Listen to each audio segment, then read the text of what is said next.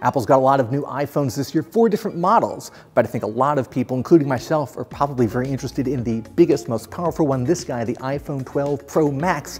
Biggest screen, best camera. There's a lot of people out there, myself included, who usually just want to order the biggest and best version of something. In the case of the 4 new iPhones this year, well, that's obviously the iPhone 12 Pro Max.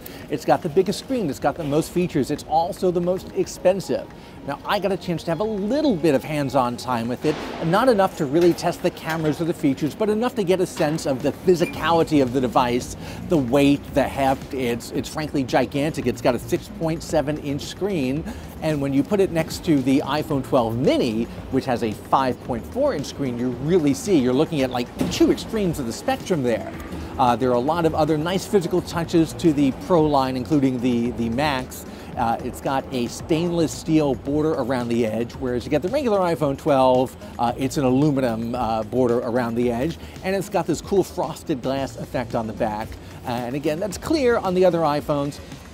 I put my iPhone in the case all the time, so I'm not likely to notice that. In fact, I get very anxious when I see somebody just carrying around a phone without a case, like, what are you doing?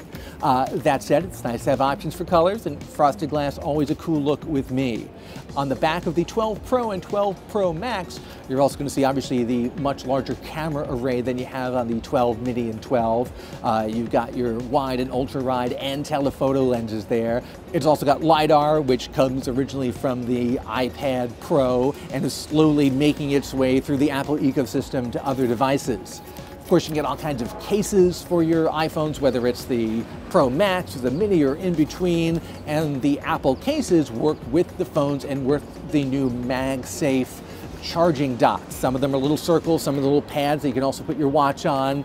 I love magnetic attachments on phones. I have one on my little third-party phone case.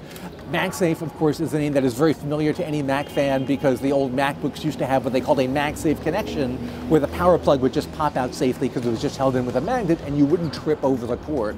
So I'm glad to see the MagSafe name coming back, but I'd love to see MagSafe come back to regular MacBooks as well. So if you're looking for the smallest phone possible that still has a maximum number of features, great, they got the iPhone 12 mini.